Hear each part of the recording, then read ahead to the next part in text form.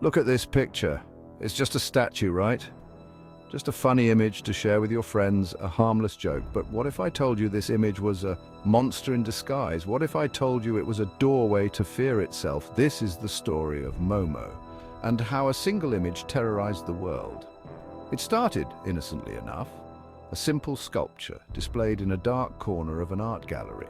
No one could have predicted the darkness it would unleash. No one knew the fear it would create. But like all monsters, it waited for the right moment to strike. And when it did, it spread like wildfire, consuming everything in its path. The story begins in Japan, a land of ancient myths and modern anxieties. In the bustling city of Tokyo, an artist crafted a sculpture. It was a woman, but not a kind one. Her eyes were wide, staring into your soul. Her smile was a grotesque mockery of joy. This was the birth of Momo. The artist called her mother bird, a name that would later be forgotten, replaced by the chilling moniker Momo. The sculpture was meant to disturb, to evoke unease, and it did, but only for those who saw it in person. For a while, Momo remained hidden in the shadows, her power contained within the walls of the gallery. But something was about to change, something that would unleash this terror upon the world.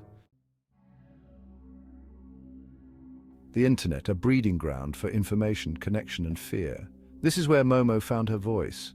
No longer confined to a gallery, her image began to circulate online. It started as a whisper, a strange picture shared in chat rooms. Then, on WhatsApp, a popular messaging app, Momo found her army. People began sharing the image, daring each other to contact the number associated with it.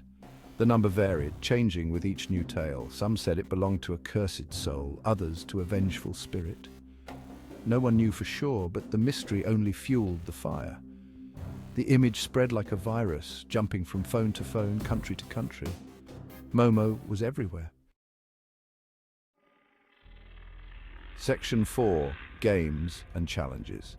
The fear intensified with the emergence of the Momo Challenge. This sinister game, spread through whispers and chain messages, targeted the vulnerable, the young, and the easily influenced. Participants were dared to perform increasingly dangerous tasks. Each task was designed to push the limits, to test the boundaries of sanity. Failure to comply, they were told, would result in dire consequences. Momo's wrath, they claimed, was swift and merciless. The challenge spread like wildfire, fueled by fear and peer pressure. Stories of accidents, self-harm, and even disappearances began to surface, linked to the challenge.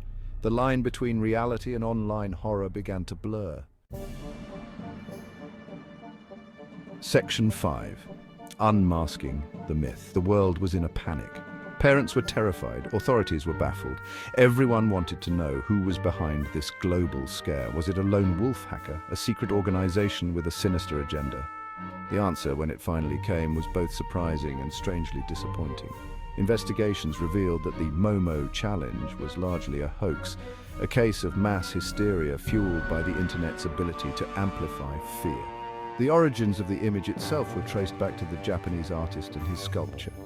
The phone numbers were often disconnected or belonged to unsuspecting individuals caught in the crossfire, but even after the truth was revealed, the fear lingered. The damage was done.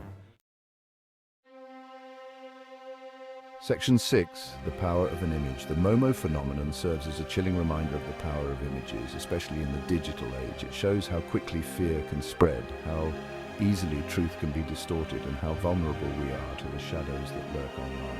The story of Momo is a cautionary tale for our times.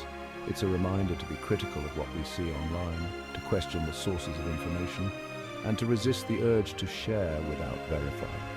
Most importantly, it reminds us that sometimes the scariest monsters are the ones we create ourselves.